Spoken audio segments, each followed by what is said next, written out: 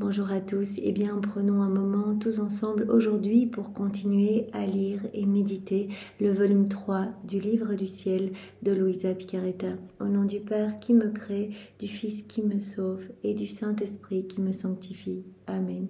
Jésus, une fois de plus, nous nous immergeons en toi, dans ta divine volonté, nous nous unissons à toi, nous nous identifions à toi, nous nous consumons en toi, nous fusionnons nos volontés dans la tienne, nous te faisons l'offrande de nos volontés pour que tu t'en serves comme espace et que tu continues ton œuvre de création dans nos cœurs. C'est ce que nous voulons. Oui Seigneur, ennoblis-nous, sanctifie-nous, purifie-nous, illumine-nous, fais-nous grandir à ta ressemblance, fais-nous grandir dans cette sainteté divine que tu veux pour chacun de tes enfants. Seigneur, nous nous abandonnons entre tes bras à la manière de tout petit, de nouveau-né comme tous les jours. Nous voulons te dire d'une seule voix que nous t'aimons. Nous voulons t'adorer, te louer, te bénir, te glorifier, t'honorer, te remercier, te serrer, t'embrasser, nous prosterner à tes pieds, le tout avec ta volonté, au nom de toutes les générations humaines, en réparation pour toutes les iniquités, les froideurs, les indifférences, voilà tout ce qui te blesse le cœur et blesse le cœur de ta maman. Seigneur, nous voulons au nom de tous, t'ouvrir grand les portes de nos cœurs pour que tu viennes t'y établir avec ta maman, ton Père, l'Esprit Saint. Viens Seigneur Jésus, viens tout faire en nous jusqu'à nos derniers souffles. Nous te voulons l'acteur de chacun de nos actes, que ceci ne soit plus des actes humains, mais que tout fait par toi, il soit divin, éternel, soit des vies divines, t'apportant une gloire parfaite, un amour parfait, une adoration parfaite. Oui Seigneur, nous voulons devenir ces petites sources de joie, de réjouissance pour toi, ton Père, l'Esprit Saint et pour tout le ciel. Alors vraiment que tes plans d'amour s'accomplissent pour nous et puis pour tous nos frères et sœurs. Seigneur, maintenant, viens nous disposer pour que nous puissions accueillir ce que tu vas nous donner aujourd'hui. Vraiment, tous ces passages qui sont des vies divines que tu sors de ton sein paternel, toutes ces vérités que tu nous donnes, eh bien, nous travaillons en profondeur. Il y a cette vertu créatrice. Donc, chaque fois que nous lisons une vérité du livre du ciel, quelque chose se crée en nous. Nous sommes nourris, nous sommes illuminés, nous sommes abreuvés. Donc, c'est absolument magnifique que nous ne lisions pas de manière passive, mais que nous puissions vraiment nous immerger en toi, Seigneur, accueillir et vraiment être poussés à cette mise en pratique, poussée à ce changement, poussée à te laisser plus de place en nous, Seigneur.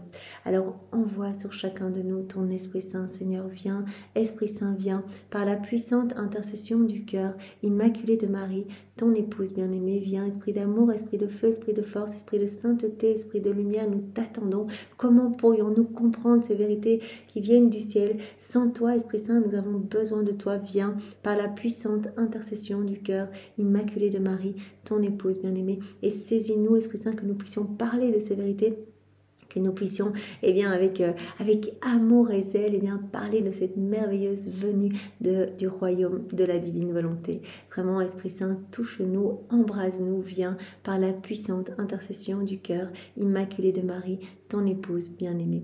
Viens, divine volonté, tout faire en chacun de nous, comme en Jésus en sa divine humanité. Donc, Seigneur, vraiment, nous posons cette intention avant de commencer, de te glorifier, de t'apporter de la joie. Nous faisons tout avec cette intention de te plaire, comme tu nous l'as dit dans le volume 2. Et dans ce volume-ci d'ailleurs également, vraiment faites tout avec cette pureté d'intention. Alors vos actes commencent à devenir lumière et vraiment je trouve mes délices dans vos actes. En fait, parce que tous vos actes montent directement au ciel quand ils sont faits avec une intention de me plaire. Eh bien, vous imaginez pas à quel point vous m'apportez de la joie. Mais quand ils sont faits dans votre intention propre, voilà, dans votre volonté humaine, pour vous-même, etc. Eh bien, ces actes vraiment me causent de la nausée. Alors Seigneur, vraiment, nous voulons te glorifier et te laisser le champ libre en nous. Alors, très brièvement, rappelons ce que nous avons vu, juste pour voir la trame et voir ce dernier point que nous allons voir aujourd'hui, où est-ce qu'il se situe, donc dans ce chapitre 3. Alors, chapitre 1, je suis tout à toi, sois-le pour moi, donc restons unis, aimons-nous, partageons tout ensemble, entre toi et moi, que tout soit pour moi et que ce que tu concéderas aux créatures ne soit rien d'autre que le débordement de notre amour. Avec toute une série de points qui nous montraient vraiment cette familiarité entre Luisa et Jésus qui demandait à Luisa qu'elle se regarde en lui, qui demandait vraiment à Luisa d'être cette âme victime par amour pour lui. comme lui, eh bien, est victime par amour pour nous. En fait, il est encore prisonnier d'amour dans le Saint-Sacrement. Alors, il avait dit, aime-moi avec mon amour et correspond toujours à ma grâce. Alors, deuxième point, on avait vu ce chapitre, deuxième chapitre, donc sur les châtiments. Jésus, à nouveau, qui nous avait dit, les châtiments sont vraiment nécessaires, mais ton rôle d'un victime est également important, en fait, parce que tu apaises ma justice divine, tu apaises ma juste colère, ma juste indignation, et en fait, voilà, tu vois tous les châtiments qui se déploient, mais tu ne vois pas tous ceux qui ne se déploient pas. Donc vraiment, tu me désarmes complètement, en fait, par tes souffrances vécues en union avec moi. Donc je voudrais que ton confesseur reconnaisse vraiment ce rôle important que tu as accepté et que vraiment je t'ai confié. Et voilà, si il va dans ce sens, qu'il autorise des crucifixions pour toi, etc., eh bien vraiment voilà, s'il prend soin de mes intérêts, eh bien je veillerai à le préserver. Donc il y avait vraiment toute cette série de passages sur les châtiments, la méchanceté des hommes, qui vraiment, les hommes viennent comme tirer les châtiments des mains de Dieu, en fait rendent ineffectif le sang de Jésus par leur méchanceté. Alors vraiment, voilà, Jésus nous a redit une fois de plus, les châtiments sont nécessaires en fait pour que l'homme revienne à moi, pour que l'homme voilà, se repente, retrouve le chemin de la maison du Père, le chemin de mes bras. Alors en troisième chapitre, Jésus avait dit à Louisa, parlons ensemble. Alors nous avons vu différents points. Jésus qui avait parlé de l'obéissance, il avait demandé à Louisa, sois moi toujours obéissante, donc vraiment sois dans cette obéissance parfaite, avec vraiment différents points relatifs à l'obéissance. Et puis deuxièmement, sois juste, agis toujours avec cette pureté d'intention, donc l'importance vraiment de tout faire pour plaire à Dieu. Et puis, sois confiante, sois toujours dans cette confiance, offre-moi tout avec confiance, parce que moi je ne peux rien refuser à l'âme qui est confiante. Elle est vraiment comme inondée par l'être divin. Alors en quatrième point, reste dans la paix, sois calme, parce que moi je suis la paix, donc si tu restes uni à moi, en fait tu connaîtras cette paix profonde en fait, tandis que si tu te décroches de mes bras, si tu te détaches de moi, si tu agis dans ta volonté propre, eh bien en fait tu vas te remplir de troubles en fait. Donc c'est vraiment un indicateur pour nous aussi quand nous connaissons voilà, de l'impatience, du trouble, eh bien c'est qu'on n'est plus dans les bras de Jésus, c'est qu'on n'est plus dans sa volonté. Donc c'est une invitation à revenir vite, nous réfugier contre son cœur et le laisser à nouveau agir en nous. Alors en cinquième point, on avait vu Jésus qui disait à Louisa, je veux que tu me ressembles, que tu restes petite et humble. Donc c'était vraiment tout un point sur l'humilité, avec Jésus qui avait parlé de l'importance du sacrement de la réconciliation. Et puis il avait dit la laideur du péché d'orgueil, qui est vraiment comme la mère de tous les vices. Et puis il avait parlé de l'importance d'aimer et d'accepter toutes les mortifications, les états de disgrâce, les humiliations, etc. Parce que cela purifie en profondeur notre âme. Et puis Jésus avait montré à Louisa que c'est lui le modèle parfait de l'humilité vraie. Donc il avait dit observe-moi tout au long de ma vie, particulièrement voilà, au moment de ma circoncision, au moment de ma flagellation, mais aussi à chaque instant de ma vie, chaque moment de ma vie, eh bien c'est vraiment voilà, l'expression d'une humilité vraie et parfaite. Toute ma vie n'a été qu'une succession d'actes continuels d'humilité héroïque, parce que j'aurais pu choisir de faire tout, même d'accomplir la rédemption en un claquement de doigts, en un mot, en un acte dans ma volonté, mais j'ai accepté de souffrir vraiment des peines indicibles, des souffrances indicibles qui ne se voyaient pas extérieurement. Depuis l'instant 1 de mon incarnation jusqu'à ma mort, tout n'a été que souffrance pour refaire chacune de vos vies. Donc j'ai accepté les états de disgrâce, d'humiliation, mais aussi vraiment toutes ces souffrances intérieures, ces mortifications, etc., pour vous réhabiliter à vivre dans le royaume de la divine volonté. Jésus avait dit, voilà, tout doit porter le sceau de l'humilité et l'homme doit vraiment tout faire pour essayer de détruire en lui cette recherche d'honneur, cette recherche d'estime de soi. L'homme doit tout faire pour vraiment devenir humble, c'est très important. Alors Jésus avait dit, il y a vraiment cette corrélation, il avait fait comprendre par un rayon de lumière intellectuelle à Louisa, cette corrélation entre l'humilité et la connaissance de soi. Et Louisa nous en avait parlé à travers différents exemples. Et puis Louisa avait parlé voilà, de ce qu'elle avait compris de cette vertu d'humilité. En disant, mais c'est tellement magnifique, c'est comme cette petite plante voilà, qui est la plus petite, mais qui produit des branches énormes qui rentrent directement dans le cœur de Dieu, etc. Donc elle nous avait parlé de cette vertu, tout ce qu'elle avait compris par rapport à l'humilité. Et puis Jésus avait dit, bah, l'humilité en fait m'attire complètement, c'est comme vos actes d'humilité, en fait c'est vraiment comme des aimants qui m'attirent, donc ces actes attirent ma lumière, ces actes sont comme des aimants qui m'attirent. Et alors Jésus avait dit également, bah, l'âme humble, en fait elle sait comment respecter les autres, elle me ressemble. Et alors Jésus avait dit, la plus sublime humilité, c'est vraiment de fuir tout raisonnement et de s'abîmer dans son néant, en fait, voilà, je suis rien, tu es tout, et vraiment je viens jeter le néant que je suis dans le tout que tu es pour que vraiment tu puisses faire de belles choses dans mon âme. Donc je t'offre vraiment voilà, mon rien. Je t'offre vraiment ce néant que je suis en fait. C'est reconnaître son néant et l'offrir à Dieu. Jésus avait dit l'humilité, elle donne vraiment à l'âme un vêtement de paix en fait. Elle donne à l'âme eh bien un vêtement de sécurité. Et Jésus avait dit la croix seule, elle est nourriture pour l'humilité.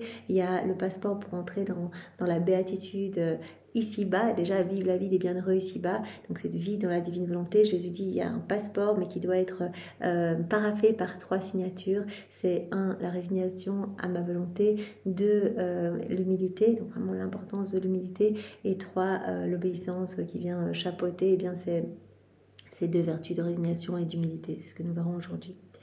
Alors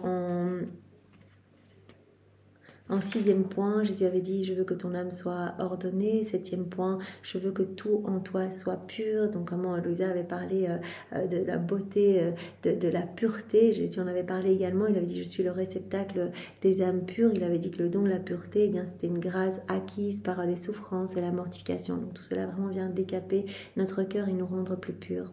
Alors Jésus avait dit, je veux que ton âme soit ferme et stable. Donc dans le 8e point, ferme et stable dans le bien, moi je suis l'immutabilité, donc au plus tu vas te rapprocher de moi, au plus tu vas acquérir cette constance dans le bien. Alors 9e point, je veux que tu portes toujours ta croix avec amour, résignation, humilité et obéissance. Donc il y avait tout ce point sur la beauté de la croix qui nettoie vraiment notre âme, qui vraiment permet à notre âme de s'unir davantage à Dieu. La croix, elle est comme cette fenêtre par laquelle l'âme voit le ciel, voit la divinité. La croix va précéder la gloire aussi, vraiment. Voilà, au plus on va souffrir par amour pour Jésus ici-bas, au plus on va recevoir d'honneur dans le ciel. Louisa avait vu cette fête de la croix avec toutes les croix dans le ciel, toutes lumineuses, et vraiment en fonction de voilà des souffrances acceptées sur la terre, en union avec celles de Jésus. Et bien voilà, les saints étaient super honorés. Il y avait les martyrs et puis aussi les âmes victimes. Donc la croix, elle est nourriture pour l'humilité. Jésus avait dit, par la croix, ma divinité, elle est absorbée dans l'âme. Il avait dit, la croix, elle copie dans l'âme toutes mes œuvres, en fait. Et par la croix, eh bien, moi, je continue ma passion à travers les âmes. Jésus avait fait aussi un lien avec l'Eucharistie. Donc il avait dit, la croix et l'Eucharistie sont vraiment complémentaires. Alors, en 10e point, ce qu'on a vu hier, Jésus avait dit à Louisa, je veux que tu te dépouilles de tout et que tu atteignes ton néant. En fait, en te réduisant à rien, en réduisant à néant tout ce que tu tiens de toi-même, en retournant à ton néant, en détruisant ton être selon la nature, eh bien, tu vas trouver le repos parfait. En fait, comme le corps qui a besoin de silence, eh bien, pour trouver du repos, eh bien, ton âme également, elle a besoin de silence pour trouver le repos. Et donc, tu dois réduire à rien, en fait, tout ce qui fait du bruit en toi, tout ce qui n'est pas Dieu, en fait, toutes tes passions, tes désirs, tout ce qui résulte de ta volonté propre. Et alors en 2e point, Jésus avait dit réduis à néant tout ce que tu tiens de toi-même, et à ce moment-là, tu vas pouvoir te reconnaître uniquement en moi. Donc c'est-à-dire, c'est plus toi qui regarderas, mais c'est moi qui regarderai à travers tes yeux, c'est plus toi qui parlera, mais c'est moi qui utiliserai ta bouche pour parler, etc. Donc reconnais-toi uniquement en moi. Ne te reconnais plus toi-même, mais reconnais-toi en moi. Et cela n'est possible que vraiment dans un dépouillement complet de soi-même. Et Jésus avait dit, eh bien, offre-moi ton néant, en 3e point, et je bâtirai des fondations solides dessus, en fait. Voilà. Si tu te dépouilles de tout, si tu te vides de tout, non seulement tu connaîtras le repos, tu pourras te reconnaître en moi, et 3e, je vais pouvoir créer en toi. Donc on avait vu cette fondation, en fait, solide et stable, établie sur le néant, en fait, du néant vers le ciel. Il y avait juste une ouverture vers le ciel, il n'y avait pas de petite fenêtre pour montrer vraiment que l'âme ne doit pas s'attacher et retomber dans les choses du monde, mais regarder ses yeux fixés sur le ciel. Et vraiment, cette fondation était solide, était ferme, vraiment pour montrer la fermeté de l'âme voilà, qui a offert son néant à Dieu pour que Dieu construise en elle. Eh bien, elle va être ferme et constante dans le bien. Et c'est vraiment un travail divin parce que Jésus se trouvait voilà, au-dessus, au sommet de cette fondation pour montrer vraiment que c'est lui qui érige tout ce travail. Donc, quand on abandonne notre rien à Jésus, eh bien, lui, il va pouvoir faire des choses magnifiques en nous. Il va pouvoir créer en nous, comme il nous l'avait montré hier, voilà, la machine de l'univers, s'il y avait quelque chose, il aurait d'abord dû au départ détruire, en fait il aurait dû retirer tout ce qu'il y avait pour construire, pour établir ce qu'il voulait s'il y avait eu quelque chose au préalable. Donc il n'y avait rien, c'est dans le vide complet que Dieu a pu faire toute cette belle machine de l'univers. Donc il travaille à partir du rien. Il ne veut pas qu'on soit déjà gorgé de nous-mêmes. Il ne veut pas qu'on lui offre déjà nos petites choses à nous, etc. Il veut notre vide complet, qu'on se dépouille de tout. Et à ce moment-là, il va pouvoir nous remplir de lui. Alors aujourd'hui, comme 11e et dernier point de ce chapitre 3, Jésus dit à Louisa, viens vivre dans ma volonté, laisse-moi t'en parler. Avec comme premier point, viens vivre en moi et tu seras heureuse. Alors, premier sous-point, l'âme qui vit dans ma volonté, elle forme sa béatitude. À la date du 26 février 1900. Après avoir vécu plusieurs jours dans la privation de Jésus, au plus il est venu quelquefois comme une ombre, puis il fuyait, je ressentais une telle peine que j'ai fondu en larmes. Compatissant à ma peine, Jésus béni vint, me regarda attentivement et me dit « Ma fille, n'aie pas peur, car je ne te laisserai pas. Quand tu es privée de ma présence, je ne veux pas que tu perdes cœur, je veux pas que tu commences à t'agiter et te troubler. Plutôt, à partir d'aujourd'hui, quand tu seras privé de moi, je veux que tu prennes ma volonté et que tu te réjouisses en elle, m'aimant et me glorifiant en elle, en la considérant comme si elle était ma personne même. » Louisa, sa plus grande souffrance, comme on l'a vu avant-hier, c'est quand elle ne voit pas Jésus. C'est ça, sa croix en fait, quand elle est privée de la présence physique de Jésus. Et Jésus dit, je veux pas que tu perdes cœur, je veux pas que tu perdes pied, je veux pas que tu t'agites. En fait, je vis en toi. Donc depuis son deuxième mariage mystique, donc avec la Trinité, on a vu que la Trinité s'est installée en elle. Je vis en toi, c'est moi qui agis en toi. Je veux que tu considères que je suis la divine volonté. Donc la divine volonté qui régit tout à partir de ton humanité, c'est moi. Donc je veux que tu prennes ma volonté, que tu te réjouisses en elle, que tu m'aimes et que tu me glorifies en elle et que tu la considères comme si elle était ma personne même. En faisant ainsi, tu m'auras dans tes mains même. Donc réjouis-toi et dis-toi que c'est moi qui vis en toi en fait. Donc calme-toi dans ma volonté. Qu'est-ce qui forme la béatitude du paradis? Certainement ma divinité. Et de quoi sera formée la béatitude de mes bien-aimés sur la terre? Certainement de ma volonté. Donc voilà. L'âme qui vit dans la divine volonté, elle forme sa béatitude déjà ici-bas. Elle va vivre la vie des bienheureux, des saints, déjà ici-bas. Elle ne vous fuira jamais, ma volonté. Vous l'aurez toujours en votre possession. Si tu restes dans ma volonté, là, tu expérimenteras des joies ineffables et des plaisirs très purs. Si tu restes dans ma divine volonté, si tu vis en elle, tu vas connaître vraiment les joies du ciel, les bonheurs célestes en fait. Et tout va t'appartenir. Tu vas vraiment posséder cette fontaine, cette source inépuisable de tous les biens, de toutes les joies du ciel, etc. Tu seras propriétaire de tout. En ne quittant pas ma volonté, l'âme, elle se rend noble, elle devient riche et tous ses travaux réfléchissent le soleil divin. Chacun de ces actes va devenir un acte divin, éternel, rempli de lumière. Donc chaque acte, comme Jésus nous l'a dit plus tard dans les autres volumes, chaque acte accompli dans la divine volonté devient comme un soleil irradiant. Voilà, et tous ces rayons viennent toucher les âmes de toutes les générations, apportent des bienfaits, des grâces pour chaque homme en fait. Peu importe, il n'y a pas de temps en Dieu, donc des âmes du passé, des âmes autour de nous, des âmes du futur, et amène également de la joie dans le ciel pour les âmes du purgatoire, une joie immense pour la Trinité, bien sûr, une gloire immense et parfaite pour la Trinité, mais aussi joie pour tous les saints, pour tous les anges, pour tous les bienheureux. L'âme, elle se rend noble, elle devient riche, et tous ses travaux réfléchissent le soleil divin, comme la surface de la terre réfléchit les rayons du soleil. L'âme qui fait ma volonté est ma noble reine, elle prend sa nourriture et son breuvage uniquement dans ma volonté. Elle me laisse vivre en elle, donc elle se nourrit uniquement de moi, elle prend sa nourriture et son breuvage uniquement dans ma divine volonté. Donc elle est vraiment ma noble reine. À cause de cela, il coule dans ses veines un sang très pur. Vraiment, elle reprend sa place d'enfant de Dieu, d'enfant de lumière. Sa respiration exhale un arôme qui me rafraîchit totalement. L'âme qui vit dans la divine volonté, en fait, elle exhale comme un parfum divin, un parfum de sainteté. C'est Dieu qui vit en elle. Donc Jésus parle souvent à travers les volumes de cet air balsamique, en fait, qui se dégage des âmes unies à lui, en fait, inséparables de lui, dans sa volonté. Exhale d'elle un arôme qui me rafraîchit totalement, car il provient de ma propre respiration.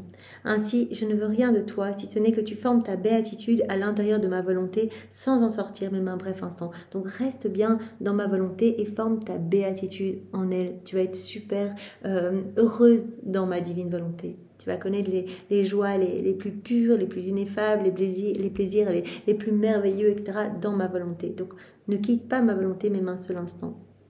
Pendant qu'il disait cela, je demeurais tout alarmée et apeurée à cause des paroles de Jésus, soutenant qu'il ne viendrait pas et que je devais me calmer dans sa volonté. Je lui dis, voilà, tu vas connaître la joie profonde si tu restes bien dans ma divine volonté et que tu considères que la divine volonté, c'est moi. Voilà, réjouis-toi dans ma volonté. Donc elle dit, mais voilà, tu me demandes de me calmer dans ta volonté, ça veut donc dire que est-ce que tu vas revenir, etc. Ô Dieu, quelle peine, quelle angoisse mortelle. Mais avec douceur, Jésus ajouta, comment puis-je te laisser alors que tu es une âme victime? Je cesserai de venir quand tu cesseras d'être une âme victime. Donc les âmes victimes, elles lient complètement Jésus en fait. Jésus dit, je suis inséparable des âmes victimes, je suis inséparable de toutes les âmes qui vivent dans la divine volonté. Il y a comme ces chaînes de lumière, ces liens de filiation en fait. À chaque acte qu'on fait, en fait, on est davantage attaché à Jésus. Je cesserai de venir quand tu cesseras d'être une âme victime. Mais tant que tu seras victime, je me sentirai toujours attirée à venir à toi. Ainsi j'ai retrouvé mon calme, je me suis sentie comme entourée par l'adorable volonté de Dieu, de telle manière que je ne trouvais aucune ouverture pour m'échapper. Donc elles se sont vraiment immergées dans cette mer de lumière et elle dit, mais voilà, je suis là et je ne trouve aucune ouverture, même si je voulais sortir de la divine volonté, je ne trouve aucune ouverture pour en sortir. Et ça, c'est ce que Jésus va lui dire beaucoup plus tard. Voilà, tu voudrais même quitter ma volonté, qu'il te serait impossible de le faire parce que chaque acte que tu as fait dans ma divine volonté a fermé des portes qui auraient pu te ramener dans ta volonté humaine, et au contraire on a ouvert d'autres qui vraiment donnaient directement sur le ciel, sur ma lumière, etc., qui vraiment par ces ouvertures, tu as vraiment été purifié, tu as vraiment été illuminé, etc. Donc vraiment, même si tu voulais quitter ma divine volonté, voilà, voyant l'immensité de cette mer où tu es plongé, tu te débattras encore plus et finalement tu t'enfonceras encore plus dans ma volonté. J'espère qu'il me gardera toujours ainsi emprisonnée dans sa volonté. Donc premier point, l'âme qui vit dans ma volonté forme sa béatitude. Deuxième point, l'âme qui vit dans ma divine volonté trouve la fontaine de toutes les vertus, à la date du 9 juillet 1900.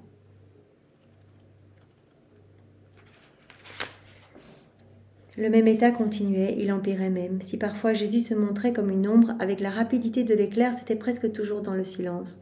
Vraiment, elle souffre parce que Jésus veut exercer sa justice divine, veut déployer sa justice et exercer des châtiments. Et donc, pour que Louisa ne l'en empêche pas, en fait, parce que Louisa vraiment la désarme par ses prières, il la place dans un espèce d'état de léthargie, en fait, de sommeil. Ce matin, j'étais au sommet de mon affliction à cause de mon sommeil continuel. Il se montra et me dit, l'âme qui est vraiment mienne ne doit pas seulement vivre pour Dieu, mais doit vivre en Dieu. Pas seulement vivre pour moi, mais tu dois vivre immergé en moi, dans ma volonté. Tu dois essayer de vivre en moi, car en moi, tu trouveras la fontaine de toutes les vertus. Dans ma volonté, comme Jésus nous l'a dit dans le premier point, voilà, tu formeras ta béatitude, tu trouveras toutes les joies célestes, les bonheurs célestes, etc. Mais tu trouveras aussi la fontaine de toutes les vertus. En fait, tout sera en ta possession. Et te maintenant au milieu de ces vertus, tu seras nourri de leur parfum, si bien que tu seras rempli comme après un bon repas et que tu ne feras rien d'autre que de dégager une lumière et un parfum céleste. Tu vas te gorger de moi, en fait, si tu restes dans la divine volonté. Tu seras rempli de mes attributs divins. C'est moi qui grandis en toi, en fait, à chacun des actes que tu fais. Donc tu seras de plus en plus gorgé de moi et de ma lumière, de ma sainteté. Et donc il se dégagera de ton humanité, il y a une lumière de chacun de tes actes, sera gorgé aussi de cette lumière. Il se dégagera de toi ce parfum céleste. Nous avons déjà évoqué cela dans le point précédent. Établir sa résidence en moi, c'est la vraie vertu qui a le pouvoir de donner à l'âme la forme de l'être divin. Donc Jésus veut qu'on acquiert sa forme en fait, veut qu'on soit totalement spiritualisé, qu'on ne fasse qu'un avec lui, qu'on le laisse vivre en nous en fait, qu'on devienne pur amour, pure lumière. Après ces paroles, il disparut. Quittant mon corps, mon âme se mit à sa poursuite, mais il s'était déjà enfui, et je ne pus le retrouver. Soudain, je fus rempli d'amertume en voyant une grêle terrible causant de grandes destructions, des éclairs produisant des incendies et d'autres choses qui avaient été préparées. Alors, plus affligé que jamais, je réintégrai mon corps. Donc vraiment, ce volume 3 est vraiment marqué aussi par l'exercice de la justice divine. Jésus va beaucoup nous en parler encore dans le prochain chapitre qui va suivre. Alors comme troisième point, l'âme qui vit en moi, elle ne fait qu'un avec moi. Elle agit comme moi et elle possède la divine fontaine. Elle prend la forme divine. Et Jésus va dire à Louisa, c'est le but que j'ai pour toi en fait, que tu ne fasses qu'un avec moi et que tu sois totalement spiritualisé. Donc c'est à la date du 21 mai 1900. Ce matin, mon adorable Jésus n'est pas venu. Cependant, après que je lui ai attendu un long moment, il vint. En me caressant, il me dit, ma fille, sais-tu quel but je poursuis en ce qui te concerne? Après une pause, il poursuivit. En ce qui te concerne, mon but n'est pas d'accomplir en toi des choses éclatantes ou d'accomplir par toi des choses qui mettraient en relief mon travail. Mon but, c'est pas que tu fasses des miracles, des prodiges, etc. Non, mon but est de t'absorber dans ma volonté et de faire que nous ne fassions qu'un. Louisa est la première, c'est notre chef de file, c'est la première, eh bien, âme investie du péché originel, eh bien, la première a laissé totalement la divine volonté tout régir en elle. Donc je veux que nous ne fassions qu'un, je veux que tu sois un parfait modèle de conformité de volonté humaine avec la divine volonté. Bien sûr, mon mari était totalement régi par la divine volonté, mais Marie forme un maillon unique avec Jésus. Donc Louisa est la première âme comme nous, avec le péché originel, qui vraiment s'est laissée travailler par les mains de Dieu et qui a laissé la divine volonté régner en elle, totalement. Ce que je veux pour toi, ce but pour toi, c'est l'état le plus sublime pour un être humain. Le plus grand prodige, c'est le miracle des miracles que je projette d'accomplir en toi. Donc je ne veux pas faire des grandes choses comme en ma maman, il n'y avait rien d'exceptionnel extérieurement. Voilà, extrêmement, ma Marie, elle n'a pas fait des prodiges, elle n'a pas fait de longs discours, etc. Non, elle était vraiment tout en humilité, elle était chez elle, elle préparait à manger pour Saint Joseph, pour Jésus, elle suivait avec les saintes femmes, voilà. Elle était toute cette petite vie cachée. Mais en fait, chacun de ses pas, chacun de ses regards, chacun de ses battements de cils, chacune de ses respirations produisait une telle lumière, sauvait des âmes, etc. Elle ébranlait le ciel et la terre, en fait, en laissant Dieu vivre en elle, en laissant la divine volonté tout faire à partir de son humanité.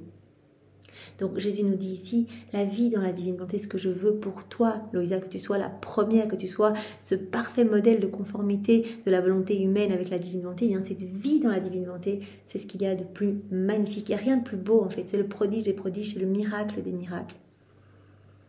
Ma fille, pour que nos volontés deviennent parfaitement une, ton âme doit être spiritualisée. Donc je veux que nous ne fassions qu'un, que nos volontés soient totalement fondues l'une dans l'autre. Et pour ça, ton âme, elle doit se spiritualiser, elle doit m'imiter. Pendant que je remplis l'âme en l'absorbant en moi, je me fais pur esprit et je fais en sorte que personne ne puisse me voir. Cela correspond au fait qu'il n'y a en moi aucune matière, mais que tout en moi est très pur esprit. Tu dois faire un avec moi, donc tu dois te spiritualiser, tu dois devenir pure lumière, pur amour, pur esprit en fait. Ouais, tu dois te dégager de tout ce qui résulte de ta volonté propre, tu dois te dépouiller de tout. Si dans mon humanité je me suis revêtue de matière, c'est seulement pour qu'en tout je ressemble à un homme et que je sois pour l'homme un modèle parfait de spiritualisation de la matière. Si sur la terre je me suis recouvert d'un corps, de matière, c'est uniquement pour que l'homme soit en confiance, pour le rencontrer et pour être vraiment un modèle parfait de spiritualisation de la matière. Donc je veux que toi, tu te spiritualises complètement. Voilà, tu auras un corps, mais je veux que ton corps il soit comme mon corps à moi en fait. Mon corps, c'était comme un petit déguisement cachant ma divinité à l'œuvre. Eh bien, je veux en fait continuer ma vie en toi et je veux que ton corps soit comme ce petit voile, mais qui me cache 100% à l'œuvre, que ce soit moi 100% qui parle à travers ta bouche, qui bouge dans tes mouvements, etc. Donc ton corps doit être comme un petit voile cachant ma divinité à l'œuvre, ma divine volonté à l'œuvre. Donc tout doit être spiritualisé en toi. L'âme doit tout spiritualiser en elle et en venir à être comme un pur esprit, comme si la matière n'existait plus en elle. Ainsi, nos volontés peuvent parfaitement ne faire qu'un. Voilà, pour que nos volontés soient fusionnées l'une dans l'autre, pour que nous ne fassions qu'un, il faut que tout en toi soit spiritualisé. Tu dois être comme un pur esprit. Si de deux objets on veut n'en former qu'un, il est nécessaire que l'un renonce à sa propre forme pour épouser celle de l'autre. Si on doit former un seul objet à partir de deux objets, il faut que l'un des deux renonce à sa forme pour épouser la forme de l'autre. Autrement, ils ne parviendront jamais à ne former qu'une seule entité. Oh, quelle serait ta bonne fortune si en te détruisant toi-même, donc à nouveau cette notion d'anéantissement, tu dois te détruire toi-même pour devenir invisible. Quelle serait ta bonne fortune si tu devenais capable de recevoir parfaitement la forme divine?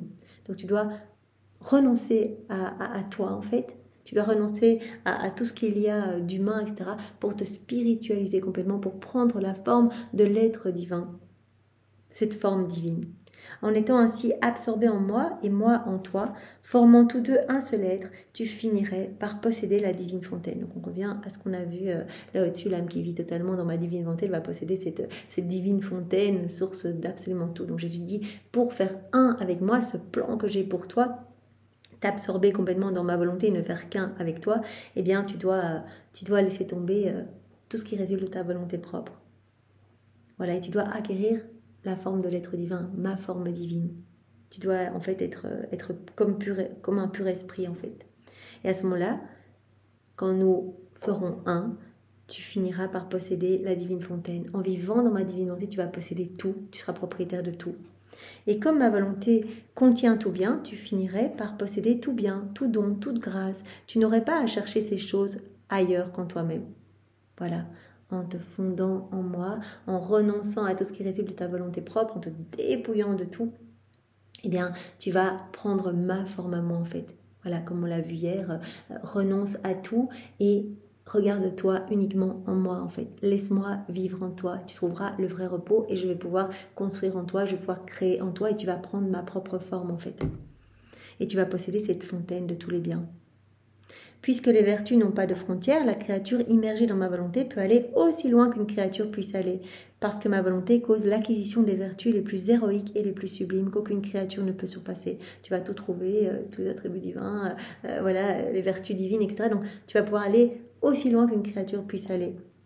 La hauteur de la perfection que l'âme dissoute dans ma volonté peut atteindre est si grande qu'elle finit par agir comme Dieu. Tu vas agir comme moi. Parce que voilà, tu vas me laisser agir en toi et tu auras la fontaine de tous les biens.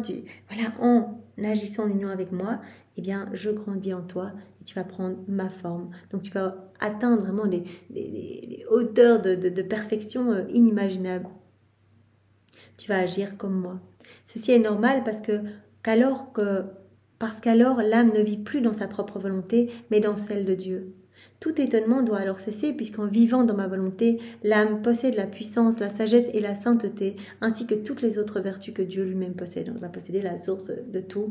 Et Jésus dit, tu vas posséder en fait toutes mes qualités divines, tous les attributs divins, etc. Donc c'est normal que tu vas agir comme moi.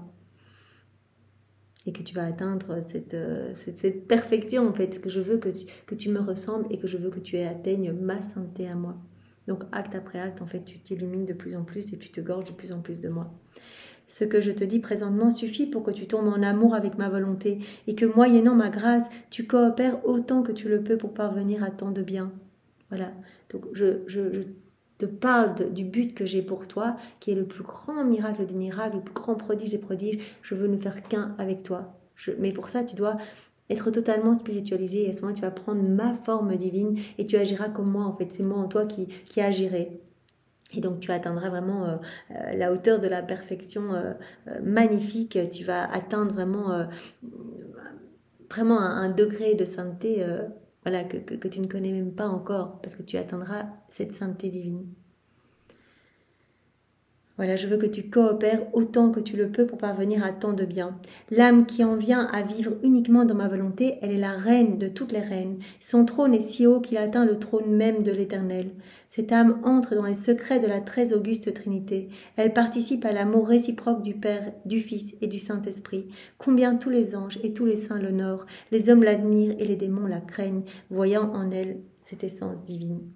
Donc voilà, elle va être remplie de moi, cette âme qui va être complètement voilà, abandonnée entre mes bras, qui va fusionner sa volonté dans la mienne, eh bien cette âme va être la reine de toutes les reines, elle aura son trône qui atteindra notre trône, elle rentrera dans tous nos secrets, elle aura connaissance de doctrines les plus sublimes, etc. Elle participera à notre amour trinitaire et en fait tous vont l'honorer, tous vont l'admirer et reconnaître en elle, voir en elle cette essence divine.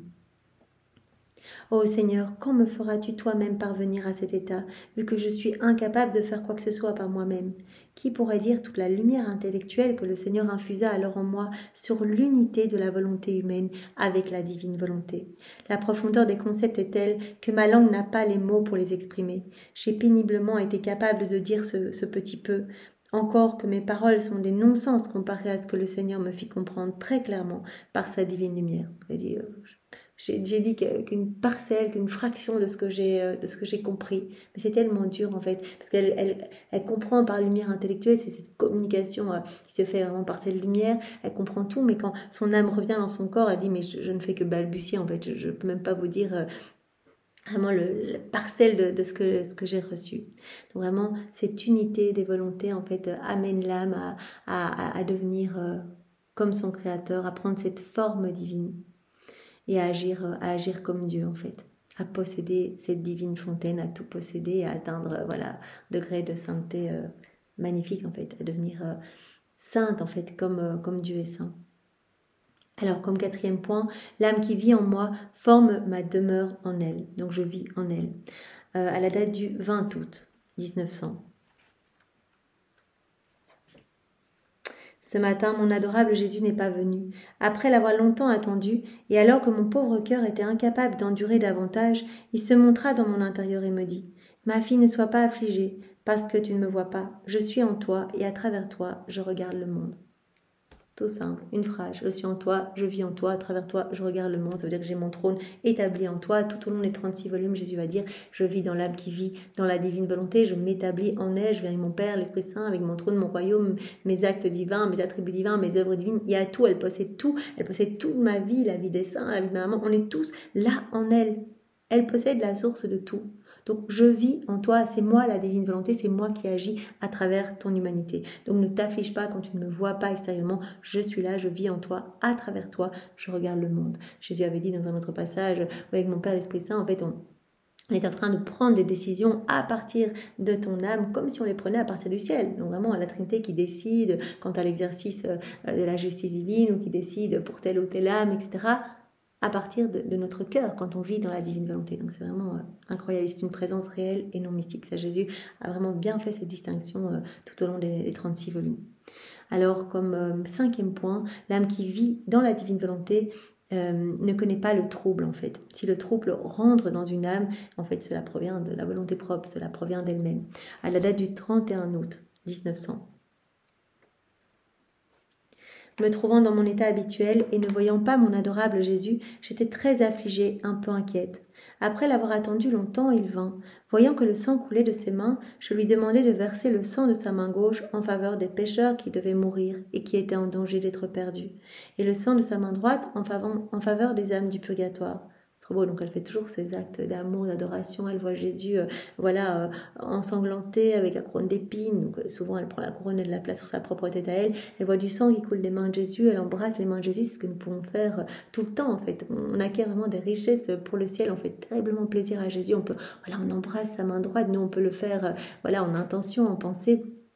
On embrasse sa main droite et on dit Jésus que le sang qui coule de ta main droite coule sur tous les pécheurs qui doivent mourir et qui sont vraiment en état de péché mortel pour qu'ils puissent être vraiment purifiés. On peut faire couler le sang de Jésus sur le sang de sa main droite, sur tous les hérétiques, les infidèles, les schismatiques. On peut étendre bien sûr cette prière de Louisa, le sang de ta main gauche Seigneur, qu'il coule sur toutes les âmes du purgatoire, sur tous les agonisants, sur toutes les familles, on peut étendre bien sûr cela. Louisa ici elle demande bien que le sang de la main gauche de Jésus coule sur le sang de la main droite de Jésus coule en faveur des âmes du purgatoire. Donc voilà, elle fait ses actes d'amour et d'adoration des plaies de Jésus.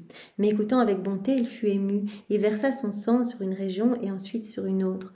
Après il me dit ma fille, à l'intérieur des âmes, il ne doit pas y avoir de trouble. Si le trouble entre dans une âme, il provient d'elle-même. Donc cela rejoint ce passage que nous avons vu, Jésus qui dit, mais reste toujours dans la paix. Si tu es troublé, en fait, tu vas te remplir de pensées diaboliques, en fait, si tu laisses le trouble rentrer en toi. Mais par contre, si tu te remplis de paix, en fait, tu vas permettre, en fait, que je te remplisse de moi, en fait. Donc, laisse toujours ma paix te remplir en restant uni à moi, parce que c'est moi la paix.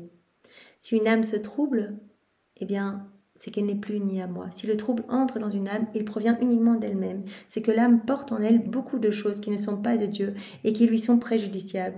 Cela finit par l'affaiblir et par affaiblir la grâce en elle. Donc voilà, à nouveau, Jésus nous demande de rester calme, de rester dans la paix, de le laisser agir en nous. Et donc c'est vraiment, bien sûr, lié avec la confiance. Jésus, j'accueille tout comme venant de tes mains, des choses un petit peu difficiles qui se présentent à moi. Jésus autorise tout, ça c'est merveilleux dans la divine volonté. Tout ce que l'on vit, Jésus l'autorise. Voilà, une personne qui arrive, j'avais prévu de prier, une personne arrive, etc. C'est Jésus qui autorise cela pour quelque chose, voilà, qui veut ouvrir mon cœur à l'imprévu, à l'accueil, à la patience, etc. Donc toujours tout accueillir comme venant des mains de Dieu. Ne pas se troubler. Le trouble résulte de notre volonté propre. Donc vraiment, c'est un signe qu'on n'est plus dans les bras de Jésus. Donc restez dans ce calme et tout accueillir. Donc l'âme qui vit dans la divine volonté, qui reste bien dans les bras de Jésus, ne connaîtra pas le trouble et vraiment restera dans cette paix profonde, cette paix divine. Qui pourrait dire combien j'ai compris clairement le sens de ces paroles de Jésus? Seigneur, donne-moi la grâce de profiter de tes saints enseignements, autrement tes enseignements seront pour ma condamnation. Alors, autre point, pour l'âme qui vit dans la divine volonté et qui m'offre tout par amour, eh bien tout va bien, nous dit Jésus. Donc ça la date du 24 août 1900. Ayant passé une nuit sans repos, je me suis sentie toute remplie de tentations et de péchés. Ô Dieu, quelle douleur torturante est de t'offenser. Elle se sent attaquée, elle se sent distraite dans ses prières, etc. Je faisais tout ce que je pouvais pour être en Dieu, pour me résigner à sa très sainte volonté, pour lui offrir cet état pénible par amour pour lui. Je n'ai pas fait attention à l'ennemi en montrant la plus grande indifférence envers lui, dans le but de ne pas le provoquer à me tenter davantage, mais sans grand succès. Donc elle vit vraiment ce moment difficile, de tentation, de distraction, elle n'arrive plus à prier, etc. Mais elle va appliquer tout ce que Jésus lui a appris dans les premiers volumes qu'on a déjà vus. Donc voilà, ignore les mots, offre-moi tout. C'est une souffrance, voilà, de ne pas pouvoir m'offrir ce que tu voudrais m'offrir. Eh bien, tu m'offres tout, tu m'offres même ces tentations, etc. Ce combat dans les tentations, offre-moi tout. Et Jésus avait dit dans le volume 2, et cela, en fait, forme pour moi un pain très nourrissant, en fait. Le fait que tu m'offres ce combat, que tu m'offres cette sécheresse dans tes prières, etc. En fait, cela me réjouit, cela vraiment m'amène de la nourriture. En fait, tu me nourris. Et Jésus avait dit, même dans un autre passage, voilà, il y a l'âme toute fervente, etc. Elle va m'offrir comme un encens avec de la fumée. Mais il dit, eh bien, parfois cela me plaît plus, une âme qui dans la froideur continue et qui me manifeste sa persévérance, sa constance, qui continue à prier, même si c'est dur, même si elle ressent rien, etc. Dans le désert spirituel, qui continue. En fait, elle m'offre comme un encens sans fumée, en fait. Et donc cela, en fait, me touche davantage. En fait, ce combat qu'elle m'offre, elle continue, elle me prouve sa persévérance. C'est ce que Louisa vit ici. Je n'ai même pas osé désirer mon Jésus bien-aimé, je me voyais trop laide et misérable. Mais lui, toujours bon pour la pécheresse que je suis, et sans que je lui ai demandé, il vient, comme s'il avait pitié de moi, il me dit « Ma fille, courage, n'aie pas peur. Sais-tu que certains cours d'eau impétueux et froids sont plus puissants à nettoyer les plus petites taches que le feu lui-même. Tout va bien pour qui m'aime vraiment. » Jésus dit « Mais de toute façon, accueille dans ma divine volonté. » Là, on l'a vu, Louisa, elle s'abandonne, elle se résigne à la volonté de Dieu, etc. Donc, ce qu'elle vit, c'est autorisé par Jésus. Et Jésus dit, tout va bien, j'autorise ça pour toi. Ne sais-tu pas que voilà, ces périodes de sécheresse, etc., eh bien, sont comme des cours d'eau froids, en fait, mais qui viennent, en fait, te purifier. C'est comme une petite mortification pour toi. Tu n'arrives pas à prier, c'est difficile, etc., mais cela vient te purifier. Jésus nous a parlé tout au long des passages précédents que voilà, la mortification, les humiliations, les difficultés, en fait, cela vient décaper notre âme. Donc Jésus dit, ça c'est vraiment comme des cours d'eau impétueux et froids qui sont puissants pour nettoyer les plus petites taches dans l'âme, plus puissants même que le feu, que la ferveur, etc. Donc tout va bien pour qu'il m'aime vraiment. Donc garde toujours cette pureté d'intention, offre-moi tout, offre-moi tes souffrances et vraiment moi je m'occupe de tout. Donc accueille tout en fait. Dans la divine volonté on doit tout accueillir. Même des moments difficiles, Jésus les permet pour quelque chose. Tout comme Jésus, eh bien tout au long des 36 volumes, permet les interrogations, des troubles en Louisa, qui pourtant est dans la divine volonté. Jésus dit il n'y a pas de trouble dans la divine volonté. Donc il autorise cela pour quelque chose, pour nous répondre à nous. C'est nous qui sommes bornés, c'est nous qui ne comprenons rien. Pour répondre à nos interrogations à nous, Jésus autorise les questionnements en Louisa pour pouvoir lui répondre et nous répondre à travers elle. Donc tout ce qui nous arrive dans la divine volonté, c'est vraiment voulu par Jésus lui-même pour quelque chose. Donc on doit vraiment être dans cette paix, dans cette confiance. Et comme dit Jésus ici, tout va bien pour l'âme qui vit dans ma volonté. Accueille tout et fais-moi confiance. Voilà. Ayant dit cela, il disparut, me laissant encourager mes faibles comme si j'avais souffert de la fièvre. Et comme dernier point de ce point 1, la destinée de l'âme qui vit dans la divine volonté est le ciel, à la date du 24 mai 1900. Juste une phrase, mais c'est important de le mettre dans ce point-ci. Voilà, c'est Louisa qui est confuse, qu'elle ne voit pas Jésus. Comment se fait-il qu'il ne vient pas ? Et quand il vient, que je ne le vois pas clairement. À nouveau, le stratagème de Jésus pour que Louisa ne l'empêche pas de châtier, il se montre, mais pas clairement, ou il ne se montre pas du tout, ou alors il met Louisa dans un état d'endormissement. Et quand il vient, je ne le vois pas clairement. Il semble que j'ai perdu sa clarté. Je me demande si je verrai sa belle figure comme avant.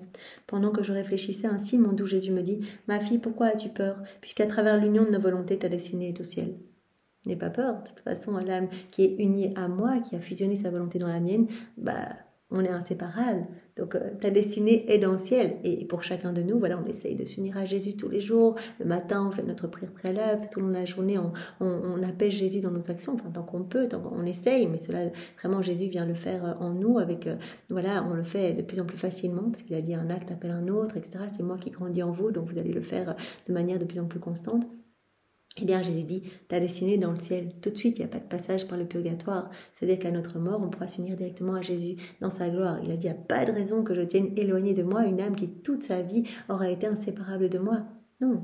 À son dernier souffle, elle sera directement unie à moi. Et ce ne sera pas une âme comme les âmes saintes qui seront en face de mon trône, à vraiment se réjouir, à recevoir, et bien voilà, à être dans cette exaltation. Non, ce seront des petites sources de réjouissance pour tout le ciel. Vraiment, elles vont distribuer à tout le ciel toutes les béatitudes qu'elles auront acquises, et bien tout au long de leur vie, par ces actes accomplis dans ma volonté. Elles vont être des sources jaillissantes pour tout le ciel. Ce seront les plus beaux joyaux de mon trône. Donc on sera vraiment unis dans la gloire.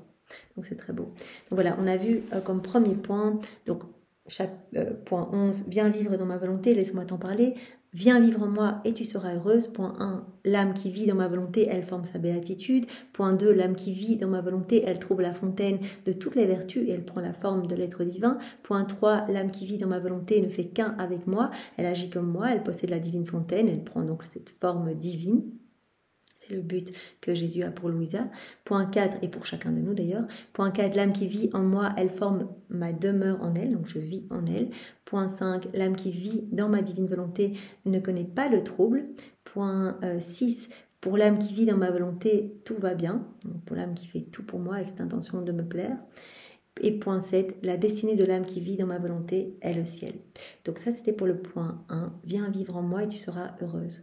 Point 2, viens vivre en moi et tu me rendras heureux. Et moi, je serai heureux. Avec, comme sous-point 1, je trouve un doux repos dans l'âme, toute transformée en ma volonté. À la date du 27 février. Donc, l'âme qui vit dans la divine volonté, elle me lit.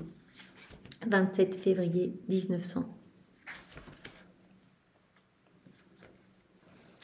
Alors que j'étais tout abandonnée à l'aimable volonté de notre Seigneur, je me suis vue complètement entourée par mon doux Jésus, intérieurement et extérieurement. Je me suis vue comme transparente, et partout où je regardais, je voyais mon plus grand bien. Merveille, pendant que je me voyais entourée en dedans et en dehors par Jésus moi-même, avec ma propre volonté, j'entourais Jésus de la même manière, de telle façon qu'il n'avait pas d'ouverture par où s'échapper, parce que unie à la sienne, ma volonté le tenait enchaîné. Elle voit qu'en fait, voilà, le simple fait de faire nos actes dans la divinité, ça enchaîne Jésus. Donc elle voyait vraiment qu'il était attaché à elle, qu'il n'avait pas d'endroit pour s'échapper. Ô admirable secret de la volonté de mon Seigneur, indescriptible est le bonheur qui vient de toi. Comme je me trouvais dans cet état, Jésus béni me dit, « Ma fille, dans l'âme qui est toute transformée en ma volonté, je trouve un doux repos. Cette âme devient pour moi comme ces lits moelleux qui ne perturbent en aucune manière ceux qui s'y reposent. Même si les personnes qui s'en servent sont fatiguées, courbaturées et arides, la douceur et le plaisir qu'elles y trouvent sont tels qu'en s'éveillant, elles se trouvent fortes et en santé. » Donc vraiment, le fait que tu vives dans ma volonté, que tu t'abandonnes entre mes bras, en fait, tu formes pour moi un doux repos, en fait. Voilà, je me repose, en fait, tu deviens comme un lit moelleux pour moi. Telle est pour moi l'âme conforme à ma volonté, et comme récompense, je me laisserai moi-même lier par sa volonté, et je me laisse moi-même lier par sa volonté, et j'y fais briller mon soleil divin, comme en son plein midi. Donc je me repose dans l'âme qui vit dans la divine volonté, elle devient comme un lit moelleux pour moi, et en récompense, eh bien, je me laisse moi-même lier par sa volonté. Et je fais briller mon soleil divin dans chacun de ses actes, comme en son plein midi. Donc voilà, l'âme qui vit dans la divine volonté offre du repos à Jésus, et Jésus dit, eh bien, je me laisse lier, enchaîner par elle. Et tous ces actes, eh bien, sont remplis de ma lumière. Ayant dit cela, il disparut. Plus tard, après que j'eus reçu la Sainte Communion, il revint et me transporta hors de mon corps. Je vis beaucoup de gens, il me dit, « Dis-leur qu'ils font un grand mal en murmurant l'un contre l'autre.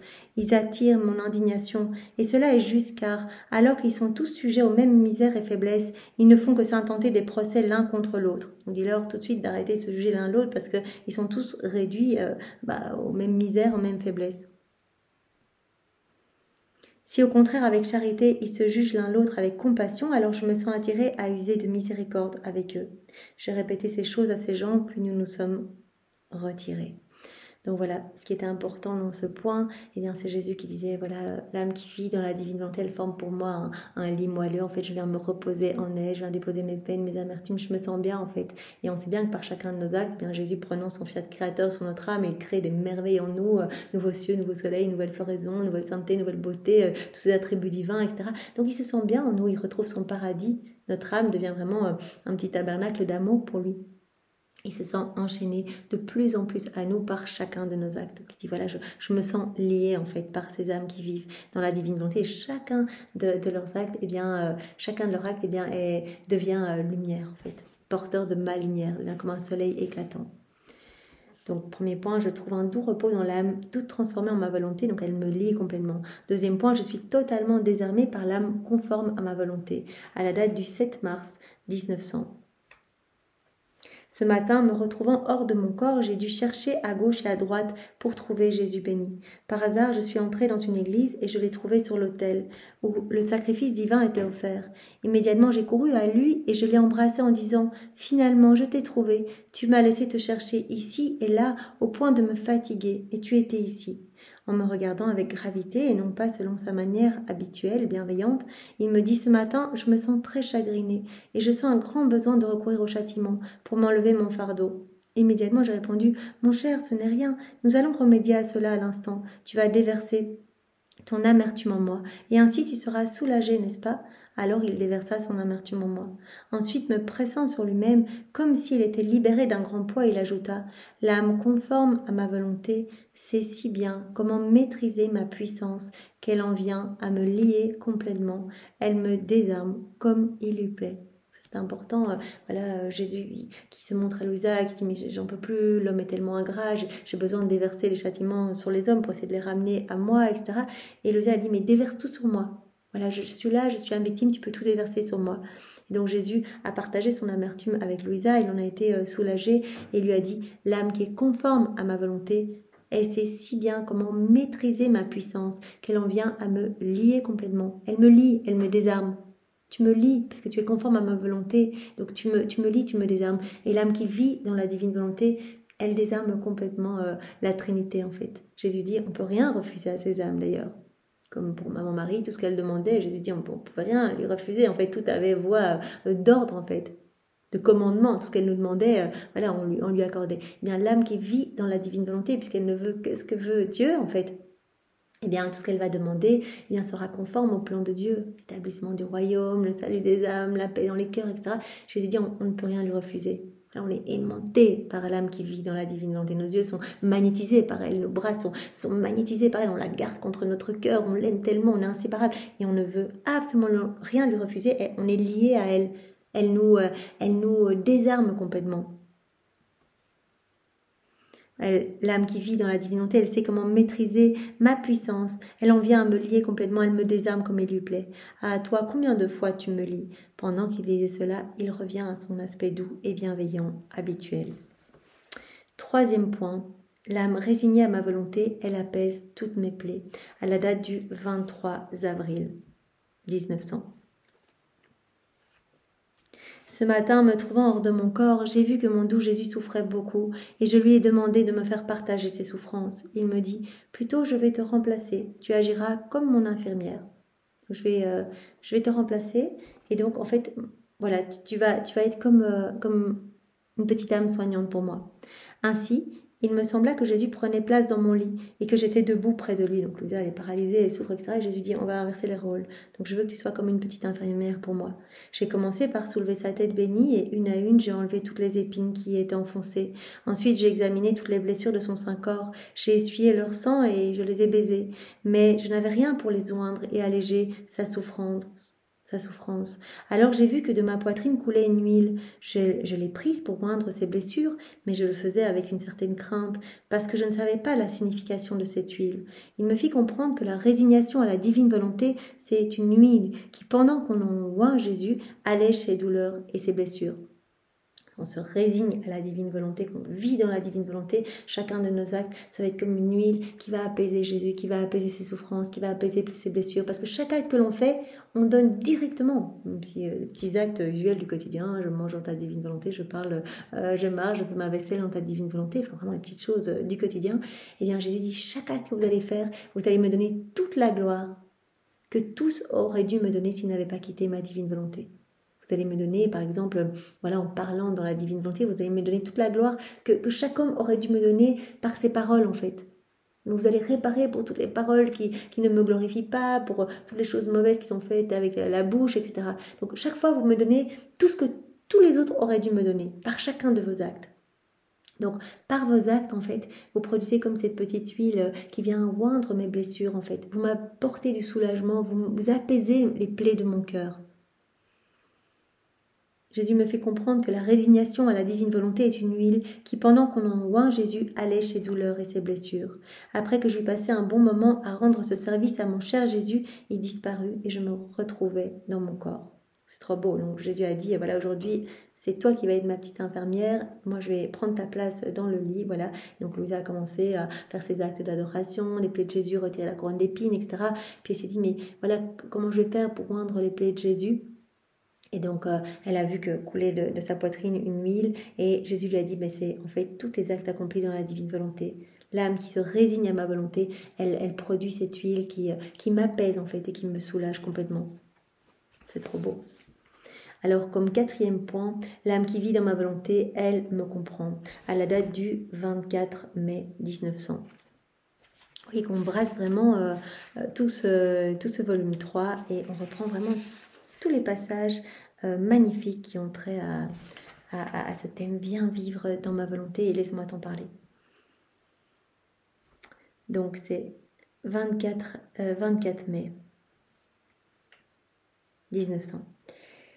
J'étais très affligée à cause de la privation de mon adorable Jésus. Au mieux, il se montrait comme une ombre, le temps d'un éclair. J'avais le sentiment que je ne pourrais plus le voir comme avant.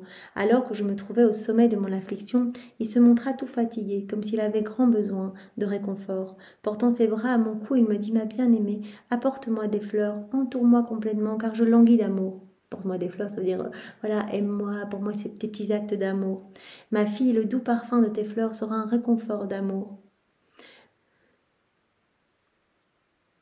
Sera pour moi un réconfort pour moi, un remède pour mes souffrances. Je languis, je faiblis. Je lui ai immédiatement répondu. Et toi, mon bien-aimé Jésus, donne-moi quelques fruits. Donc il dit, donne-moi des fleurs pour vraiment me réconforter, etc. Louisa, elle comprend directement que c'est, viens et donne-moi tes actes, en fait, fais tes actes en union avec moi.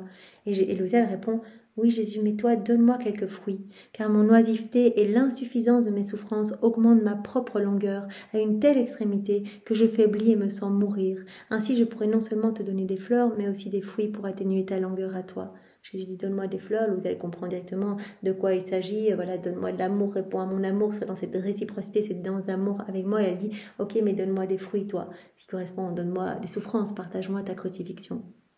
Donc juste en parlant comme ça, eh bien Jésus va dire, mais comme nous nous comprenons en fait. Jésus me dit, oh, comme nous nous comprenons bien, il me semble que ta volonté fait un avec la mienne. Pour un moment, je me suis sentie soulagée, comme si l'état dans lequel je me trouvais voulait cesser. Donc c'est Louisa qui se sent soulagée. Mais peu de temps après, je me retrouvais plongée dans la même léthargie qu'auparavant. Je me sentais seule et abandonnée, privée de mon plus grand bien. Donc tout cela pour vraiment... voir ce point, l'âme qui vit dans ma volonté, elle me comprend en fait. Voilà, directement, pas besoin de grands mots en fait. Voilà, Jésus qui dit donne-moi des fleurs, Louisa a tout de suite compris. Elle dit donne-moi toi des fruits, donne-moi des souffrances et je pourrais vraiment, je pourrais m'offrir à toi, je pourrais vraiment répondre à ton amour, etc. Mais partage-moi tes peines, partage-moi tes amertumes. Donc Louisa elle languit après cela pour soulager Jésus, pour l'aimer en fait au nom de tous, etc. Donc on a vu dans ce point 11, viens vivre dans ma divine volonté, laisse-moi t'en parler. Avec point 1, viens vivre en moi, tu seras heureuse. Donc l'âme qui vit dans la divine volonté, elle forme sa béatitude, elle trouve la fontaine de toutes les vertus, elle fait un avec moi, ça dit Jésus, elle agit comme moi, elle va posséder la divine fontaine, elle prend la forme divine. En point 4, elle va former en elle une demeure pour moi, je vais venir vivre en elle. En point 5, elle ne connaîtra aucun trouble. Dans ma divine volonté, il n'y a pas vraiment de trouble. En point 6, pour elle, eh bien, tout va bien en fait. Voilà, je te demande de tout accueillir comme venant de mes mains. Et en fait, voilà, tout est autorisé par moi en fait dans la divine volonté. Et en point 7, la destinée de l'âme qui vit dans la divine volonté est le ciel. Avec deuxième grand point, viens vivre en moi et là, c'est toi qui me rendras heureux. Alors, dans l'âme qui vit dans la divine volonté, qui est transformée en ma volonté, je trouve un doux repos. Donc, elle est comme voilà, ce lit confortable pour moi et elle me lie complètement. Point 2, je suis totalement désarmée par l'âme qui est conforme à ma volonté. Point 3, l'âme résignée à ma volonté, elle apaise toutes mes plaies. Donc, cette huile qui est produite à chaque fois qu'on fait nos actes dans la divine volonté. Et en point 4, l'âme qui vit dans ma volonté, elle me comprend. Enfin, on se comprend vraiment. Donc elle va acquérir vraiment de plus en plus une connaissance importante de moi. Voilà. Donc elle va avoir accès à tous les secrets de la Trinité. Elle va se retrouver vraiment comme à la table d'honneur, à la table royale, dans le sacrarium de la divine Trinité. Alors en point 3, laisse-moi t'expliquer la différence entre vivre en moi et vivre pour moi. Donc c'est vraiment un passage très important à la date du 10 juillet. 10 juillet, donc 1900.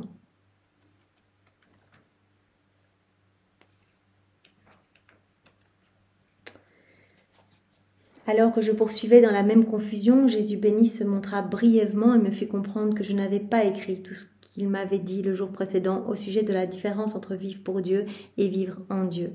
Il reprit sur le même sujet en disant « En vivant pour Dieu, l'âme peut être soumise à des troubles, des amertumes, se montrer instable, sentir la pesanteur de ses passions et les interférences des choses terrestres.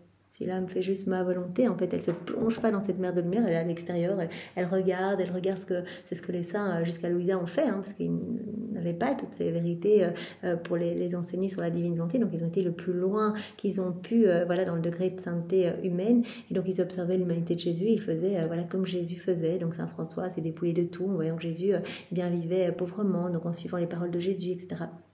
Donc l'âme qui vit pour Dieu, donc qui fait ma volonté, qui vit pour Dieu, en fait, elle n'est pas en moi, elle ne vit pas en moi. Et donc, elle peut être soumise à des troubles, des amertumes, elle peut être instable, sentir la pesanteur de ses passions, elle peut sentir des interférences, les choses de la terre, etc. Mais pour l'âme qui vit en moi, c'est plus elle qui fait, c'est moi qui fais en elle. L'âme qui vit en moi, c'est complètement différent. Comme elle vit dans une autre personne, elle laisse ses propres pensées pour épouser celles des autres. Elle épouse son style, ses goûts, et plus encore, elle quitte sa propre volonté pour prendre celle de l'autre. Pour qu'une âme puisse vivre dans la divinité, elle doit laisser tout ce qui lui appartient en propre, se priver de tout et laisser ses propres passions. Donc elle doit se dépouiller de tout Et vraiment, voilà, laisser Dieu vivre en elle. Voilà, elle vit en Dieu et Dieu vit en elle. C'est le rien qui se perd dans le tout, c'est le tout qui s'enclose dans le néant. C'est la Trinité qui vit dans cette âme. Donc elle doit tout laisser, elle doit tout abandonner, tout ce qui lui appartient en propre. Elle doit se priver de tout, elle doit laisser ses propres passions. Donc elle doit réduire à néant, elle doit réduire au silence tout ce qui résulte de sa volonté humaine. En un mot, elle doit tout abandonner pour tout trouver en Dieu. Il y a une grande différence entre vivre pour Dieu, donc faire la volonté de Dieu, donc on va ressentir encore le poids de nos instabilités, la pesanteur de nos passions, les interférences des choses de la terre, etc., nos amertumes, etc., et vivre en Dieu. Voilà, et on va laisser Dieu vivre en nous. Voilà, on va être unis et on va prendre cette forme divine et c'est Dieu qui va vivre en nous. Et donc il faut pour cela ce dépouillement complet pour tout trouver en Dieu, en fait, pour acquérir, voilà, pour posséder cette fontaine de tous les biens, de tous les bonheurs célestes. Quand l'âme a beaucoup grandi en légèreté, donc on va se dépouiller de tout, renoncer à elle-même complètement. Quand l'âme a beaucoup grandi en légèreté, elle va pouvoir s'envoler dans ce détachement. Elle est capable d'entrer par la porte étroite de mon cœur pour vivre en moi de ma vie même. Donc il faut ce dépouillement pour pouvoir, pour pouvoir vivre en Dieu et laisser Dieu vivre en nous. Donc pour vivre dans la divine volonté, c'est obligé d'être dépouillé de tout. Si on s'attache à notre petite volonté, si on s'attache à nos petites passions, à nos petites choses, c'est pas possible, il n'y a pas la place pour deux volontés en nous. Donc une fois qu'elle aura beaucoup grandi en légèreté, elle sera capable de rentrer par la petite porte étroite de mon cœur pour vivre en moi, de ma vie même. Même si mon cœur est très grand, tel qu'il n'a pas de limite, sa porte d'entrée, elle est étroite. Donc pour rentrer, pour vivre en Dieu, pour passer par la porte étroite du cœur de Jésus, il faut lâcher du lest, quoi. Il faut se détacher de tout. Cela est juste parce que je suis le très saint. Je ne permettrai à personne qui serait un étranger à ma sainteté de vivre en moi. Si on arrive tout gorgé de nous-mêmes, on ne rentrera pas par cette petite porte étroite. C'est pourquoi, ma fille, je te dis, essaye de vivre en moi et tu posséderas le paradis anticipé. À nouveau, Jésus nous parle de cette béatitude que l'âme va pouvoir vivre ici-bas sur la terre. Cette béatitude, ce paradis anticipé. On va déjà vivre la vie des saints ici-bas. Jésus nous a dit plus tard que l'âme qui vit dans la divine volonté, c'est une citoyenne du ciel qui est en mission ici-bas. Elle fait partie de la milice céleste. Qui pourrait dire à quel point j'ai compris le sens de vivre en Dieu? Ensuite, il disparut et je me retrouvais dans le même état qu'auparavant. Donc, laisse-moi t'expliquer la différence entre vivre en moi et vivre pour moi. 4e point, je veux que ta nourriture soit la souffrance comme fruit de ma volonté. Donc, je veux que tu vives tout immergé dans ma volonté. Tes souffrances, tu dois les vivre unies à moi. Tu dois tout accueillir comme venant de mes mains et tu dois vraiment unir tes peines, tes souffrances aux miennes pour que tes souffrances portent les fruits de mes souffrances rédemptrices. Donc, à la date du 2 mars 1900. Ce matin, après que j'ai reçu la Sainte Communion, mon doux Jésus se montra à moi crucifié. Intérieurement, je me suis sentie attirée à me regarder en lui, afin de pouvoir lui ressembler. Là, cela vraiment fait référence à ce que nous avons déjà vu ici. Jésus qui demandait à Louisa, regarde-toi toujours en moi, en fait, pour acquérir ma physionomie, mes traits, ma ressemblance, comme moi j'aime me regarder en toi. Et Jésus nous a dit hier, dépouille-toi de tout et tu vas pouvoir te reconnaître en moi, en fait. Tu vas pouvoir me laisser vivre en toi, en te dépouillant de tout. Et tu connaîtras ce vrai repos et moi je pourrais travailler en toi et établir ces fondations magnifiques dans ton cœur. C'est vraiment ces créations en toi. Donc Jésus qui se montre crucifié à Louisa, je me suis sentie attirée à me regarder en lui afin de pouvoir lui ressembler. On se regarde en Jésus pour lui ressembler. Et lui-même se regarda en moi pour m'entraîner à lui ressembler. Comme je faisais cela, j'ai senti que les douleurs de mon Seigneur crucifié s'infusaient en moi. Plein de bonté, il me dit, je veux que ta nourriture soit la souffrance, mais pas une souffrance pour elle-même, la souffrance comme fruit de ma volonté. Voilà, je veux que tu souffres dans ma volonté. Je veux que ta nourriture soit la souffrance comme fruit de ma volonté. Le baiser qui liera notre amitié sera l'union de nos volontés. Et le lien indissoluble qui nous liera dans un enlacement continuel sera une souffrance continuelle partagée. Voilà, je veux que tu restes toujours dans ce rôle d'âme victime que tu as accepté, et bien pour que je puisse te partager mes amertumes, mes peines. Donc vraiment ce baiser, comme Jésus dit ici, qui liera notre amitié, ce sera l'union de nos volontés, et ce lien indissoluble entre nous, eh bien ce sera cette souffrance continuelle partagée entre nous. Pendant qu'il disait cela, Jésus béni devint décloué. Il prit sa croix et l'étendit à l'intérieur de mon corps. J'en devins si étiré que j'ai senti mes os se disloquer. De plus, une main, je ne sais pas de qui elle était, plus tard Jésus va dire c'est l'obéissance, perça mes mains et mes pieds. Et Jésus, qui était assis sur la croix, étendu en moi, prit grand plaisir à me voir souffrir et à voir la personne qui perça mes mains et mes pieds. Puis il dit maintenant, je peux me reposer en tranquillité. Voilà, je veux te partager mes peines et vraiment, voilà, Louisa, elle accueille tout pour soulager Jésus. Parce que vraiment, elle reste unie à Jésus, qui dit, je veux tout partager, voilà, tes souffrances, tes amertumes, etc. Partage-moi tout. Je peux me reposer en tranquillité, je n'ai même pas à me donner la peine de te crucifier car l'obéissance fera tout cela par elle-même. Je te laisse libre dans les mains de Dame Obéissance. Donc cette main qui a crucifié Louisa, c'est l'obéissance en fait. Importance de l'obéissance. Quittant la croix, il se plaça sur mon cœur pour se reposer. Qui pourrait dire combien j'ai souffert dans cette position? Après une longue période, et alors que contrairement aux autres fois, Jésus ne se pressait pas pour me délivrer et me faire revenir à mon état naturel. Je n'ai plus vu cette main qui m'avait crucifié. Je l'ai dit à Jésus, il me répondit, « Qui t'a mis sur la croix? Était-ce moi ?» C'était l'obéissance, et l'obéissance doit te libérer. Il semblait qu'il voulait blaguer cette fois, il me libéra lui-même. Donc voilà, tout ça pour montrer que Jésus demande à Louisa qu'elle vive tout dans la divine volonté, y compris ses peines, ses souffrances. Je veux que ta nourriture, c'est vraiment le titre de ce point, je veux que ta nourriture soit la souffrance comme fruit de ma volonté. Voilà, nos volontés unies, eh bien, vraiment ce sera comme ce baiser qui lie notre amitié, mais les souffrances qu'on va partager ensemble, eh bien, formeront ce lien indissoluble entre nous.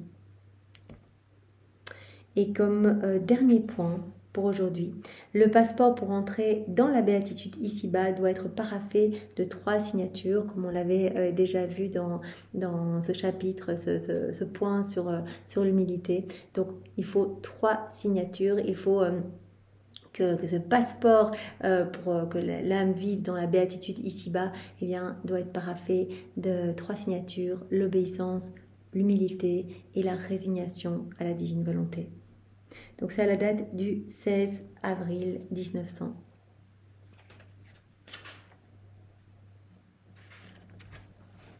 Après plusieurs jours amers de privation et de réprimande de la part de Jésus béni, pour mes ingratitudes et mes résistances à sa volonté et à sa grâce, ce matin Jésus m'a dit, « Ma fille, le passeport pour entrer dans la béatitude que l'âme peut posséder sur cette terre doit être paraphé de 3 signatures, la résignation, l'humilité et l'obéissance. » Donc pour vivre dans la divine volonté et connaître déjà toutes les joies du ciel, les joies des bienheureux et des saints, enfin vivre cette béatitude ici-bas, comme Jésus nous a dit, l'âme qui vit dans la divine volonté, elle forme sa béatitude ici-bas.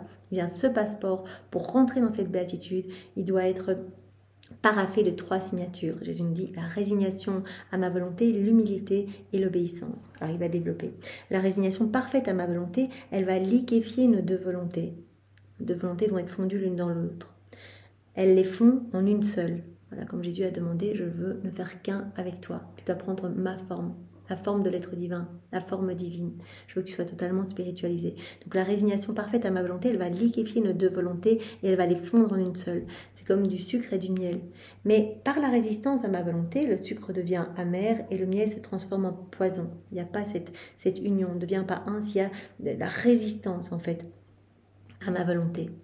Donc c'est important que l'âme soit résignée, s'abandonne en fait, et qu'elle fusionne sa volonté avec la mienne. Il n'est pas suffisant d'être résignée, mais l'âme, elle doit être aussi convaincue que le plus grand bien pour elle et la meilleure manière de me glorifier, c'est de toujours faire ma volonté, donc d'être immergée en moi, de fusionner sa volonté dans la mienne. Donc il faut aussi la signature de l'humilité, car l'humilité produit la connaissance de ma volonté, comme on l'avait vu dans le point sur l'humilité. L'humilité, il y a une corrélation entre l'humilité et la connaissance de soi. Et au plus on se connaît, au plus on connaît son Créateur. Voilà, on reconnaît qu'on n'est rien du tout et on va voir la grandeur de Dieu. Donc la connaissance de soi amène à la connaissance de Dieu, amène à la connaissance de sa volonté. Donc l'humilité, elle produit la connaissance de ma volonté. Mais ce qui ennoblit les vertus de résignation et d'humilité, ce qui va fortifier ces vertus, ce qui va les rendre persévérantes, ce qui va les lier ensemble et les couronner, c'est l'obéissance. Donc l'obéissance, elle va ennoblir, fortifier, rendre persévérante, lier ensemble, couronner la vertu de l'humilité et de la résignation à la volonté de Dieu. Donc l'obéissance. Oui, l'obéissance détruit complètement la volonté propre, ça comme on l'avait vu dans le point sur l'obéissance. Elle détruit tout ce qui résulte de la volonté humaine. tout ce qui est matériel. Elle spiritualise tout et se pose sur la créature comme une couronne. L'obéissance, c'est vraiment important. Sans l'obéissance, la résignation et l'humilité sont sujettes à l'instabilité. Donc il faut les 3 signatures. La résignation à la divine volonté, l'humilité qui va nous amener à une meilleure connaissance de la volonté de Dieu, meilleure connaissance de nous-mêmes, meilleure connaissance de Dieu, et l'obéissance qui va venir couronner, lier ensemble, fortifier, rendre persévérante, ennoblir la vertu de la résignation et de l'humilité. Sans l'obéissance, la résignation et l'humilité sont sujettes à l'instabilité, d'où la stricte nécessité de la signature de l'obéissance pour que soit validé le passeport permettant de passer dans le royaume de la félicité spirituelle dont l'âme peut jouir déjà ici-bas. Sans ces signatures, sans les signatures de la résignation, de l'humilité et de l'obéissance, le passeport sera sans valeur et l'âme sera toujours éloignée du royaume de la félicité. Elle sera contrainte à rester dans l'inquiétude, la peur, les dangers. Pour sa propre disgrâce, elle aura comme Dieu son propre ego, rempli d'elle-même. Et elle sera courtisée par l'orgueil et la rébellion. C'est vraiment important. Résignation à la divine volonté, humilité et l'obéissance qui vient couronner ces 2 premières vertus. Puis il me transporta hors de mon corps dans un jardin qui sembla être celui de l'église. Là, je vis 5 ou 6 personnes, prêtres et séculiers, qui s'étaient égarés et qui, s'unissant aux ennemis de l'église, provoquaient une rébellion. Quelle douleur de voir Jésus béni pleurer sur le triste état de ces personnes. Voilà, toujours comme ça a été voilà, la demande de Jésus dans le volume 1, dans le volume 2, ici déjà dans ce volume 3, voilà, répare pour les membres infectés de mon église. Il a montré cette colonne de l'église toute vacillante, en fait tenue par, voilà, au pied de la colonne par des hauts dignitaires, des âmes consacrées, etc., mais complètement putréfiées. Le Saint-Père au sommet de la colonne qui essaie de tout maintenir en place, mais dit, mais est-ce que tu veux être une tutrice pour supporter la colonne de mon église? Ça va pas du tout. Offre-toi, répare pour ces membres putréfiés de mon église. Deuxième passage, il nous a montré également, regarde, voilà, mon corps, en fait, Louisa avait vu que le corps de Jésus, en fait, était constitué évidemment des membres de son église. Lui, il en était la tête, et que toute la partie gauche de Jésus était vraiment complètement gangrénée, en fait. C'est tous les membres qui étaient rattachés par un tout petit nerf, etc.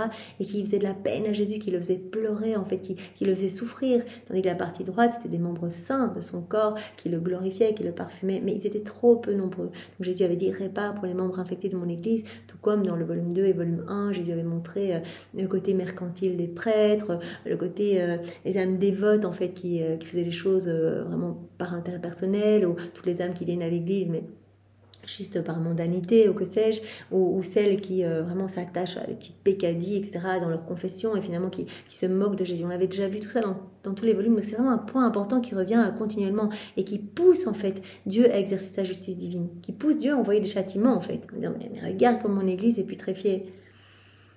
Voilà, et donc là, il montre à nouveau des membres de l'Église qui semblent s'unir aux ennemis de l'Église et qui provoquent vraiment une rébellion. Quelle douleur de voir Jésus béni pleurer sur le triste état de ces personnes. Par la suite, je vis dans les airs un nuage d'eau rempli de morceaux de glace qui tombaient sur la terre. Donc on voit vraiment que le comportement des membres de l'Église, eh bien, voilà, affecte, blesse le cœur de Dieu. Et le pousse à exercer sa justice. Ici, voilà une pluie de grêle, de morceaux de glace qui se prépare. Donc voilà, tout ce qu'on a vu aujourd'hui, ce point 11 qui clôture ce chapitre 3, viens vivre dans ma volonté, laisse-moi t'en parler, avec comme premier point, viens vivre en moi et tu seras heureux. Jésus nous a montré voilà, que nous pouvons dans la divine volonté former vraiment notre béatitude déjà ici-bas, trouver la fontaine de toutes les vertus, prendre la forme de l'être divin. Voilà, Jésus veut que nous fassions, que nous ne formions qu'un avec lui, que nous ne soyons qu'un avec lui, que nous soyons vraiment fondus en lui, que nous prenions sa forme divine, que nous agissions en fait comme lui et que nous possédions eh bien, absolument tout. Il veut tout nous donner et nous sommes ses enfants. Il veut que nous possédions eh bien, cette divine fontaine.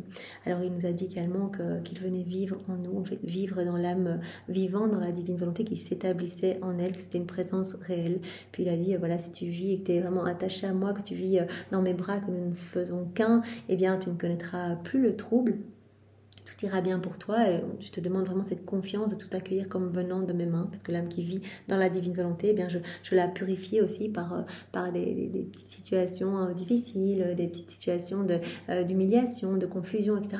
Accueille vraiment tout et entend, comme on l'avait vu dans le volume 1, entend à travers ces personnes qui t'humilient, par exemple, entend ma fille, je veux que tu souffres un peu pour vraiment te décaper. Et alors Jésus avait terminé ce point 1 en disant la destinée de l'âme qui vit dans la divine volonté, c'est le ciel. Donc vraiment, nous n'avons qu'à nous réjouir. Alors en point 2, viens vivre en moi et c'est toi qui me rendras heureux. Donc vraiment, tu me donneras du repos. Tu me liras complètement, tu me désarmeras, tu apaiseras toutes mes plaies. Vous vous rappelez cette petite huile qui sortait de la poitrine de Louisa par chacun des actes faits dans la divine volonté.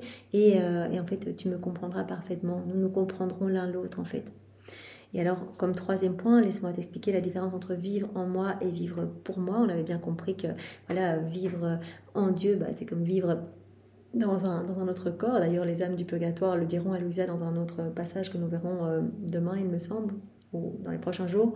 Voilà, elles le disent bien. Nous, on vit en Dieu, on vit comme dans un autre corps, en fait. Voilà, on n'a plus de volonté propre. On vit dans la divine volonté.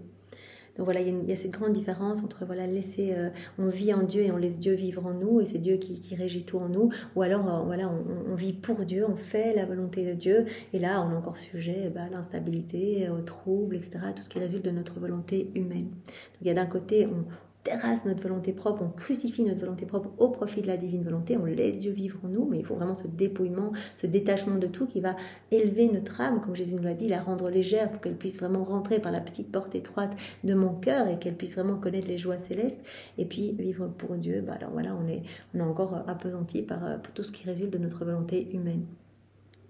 Alors quatrième point, je veux que ta nourriture soit la souffrance comme fruit de ma volonté. On a vu tout ce passage où Jésus demandait à Louisa de vraiment d'unir toujours toutes ces souffrances à celles de Jésus, d'être vraiment cette âme victime qui accueille les amertumes de Jésus. Il avait dit c'est ce qui va sceller vraiment cette union indissoluble entre nous, en fait ce partage des souffrances en fait que nous vivons ensemble. Et alors, comme cinquième point, le passeport pour entrer dans la béatitude ici-bas, il doit être paraphé des 3 signatures. Donc, la résignation à ma volonté, nous a dit Jésus, l'humilité, donc très important, l'humilité qui va nous amener à cette meilleure connaissance de nous-mêmes, de Dieu, de sa volonté. Et ce qui va chapeauter tout, ce qui va couronner la vertu de la résignation et de l'humilité, c'est l'obéissance. Vraiment important, ça va détruire en nous, tout ce qu'il y a d'humain en fait, ça va détruire en nous notre ego, notre amour propre. Voilà, c'est ce que Jésus nous a dit. Donc il faut les 3 signatures. Donc l'obéissance va vraiment nous spiritualiser complètement et va poser sur notre tête comme cette couronne. Voilà, et bien nous avons fini ce point 11 et nous avons clôturé ce chapitre 3. Nous attaquerons demain ou après-demain le chapitre 4. Donc vous voyez vraiment, c'est intéressant de voir comment Jésus a modulé ce chapitre. En tout cas, voilà tous les thèmes qui ont été donnés pour nous travailler en profondeur, parce que nous le savons, Jésus ne fait pas que nous enseigner, mais il nous donne la semence du bien dont il nous parle. Donc c'est absolument magnifique. Seigneur, nous te bénissons pour te remercier de ce bel enseignement que tu nous as donné encore une fois aujourd'hui à travers la personne de Louisa. Nous t'offrons l'amour de Maman Marie. Je trouve ça génial de le faire. Voilà, on t'embrasse Jésus avec les bras de Maman Marie, on t'étreint avec ses baisers à elle, on t'offre son cœur pour vraiment te donner tout l'amour que tu aurais dû recevoir de tous les hommes de tous les temps. Alors, on t'offre l'amour de ton Père, l'amour de l'Esprit Saint, l'amour trinitaire, tous les actes d'amour de tous les saints de tous les temps refaits dans ta divine volonté, tous les actes accomplis dans ta volonté par Adam dans son état d'innocence, tous les actes accomplis par Maman Marie, la totalité de ces actes, tous ces soleils irradiants, on te les réoffre, tous les actes accomplis dans ta volonté par Louisa, par les âmes à la suite de Louisa, on t'offre tout l'amour que tu as placé dans l'œuvre de la création, de la rédemption, de la sanctification. Voilà, on t'offre tes attributs divins. Seigneur, on t'aime avec la lumière du soleil, avec la force du vent, avec la puissance des vagues, avec l'humidité de la terre, avec la pureté de l'eau. On t'aime Jésus et vraiment on veut rester unis à toi, on veut rentrer dans la petite porte étroite de ton cœur, par cette porte étroite et rester dans ton cœur. Tu as dit, voilà, si vous venez dans mon cœur, vous deviendrez saints. Dans cette heure de ta passion, il me semble que c'était celle où tu t'institues dans le Saint-Sacrement et Saint Jean qui se repose sur ton cœur et donc tu... Non, c'était dans l'heure justement où on te transperce par la lance. Voilà, après ta mort, et tu as dit, venez vous réfugier dans mon cœur et vous trouverez le remède à tous vos maux. Faites-vous deviendrez saint dans mon cœur. Alors Seigneur, voilà, nous voulons nous dépouiller de tout pour vivre unis à toi, vivre en toi et que tu vives en nous et vraiment pour devenir saint, de cette sainteté que tu veux pour chacun de nous. Sois béni Seigneur, au nom du Père et du Fils et du Saint-Esprit. Amen. Soyez tous bénis, passez une belle journée dans la divine volonté. Au revoir.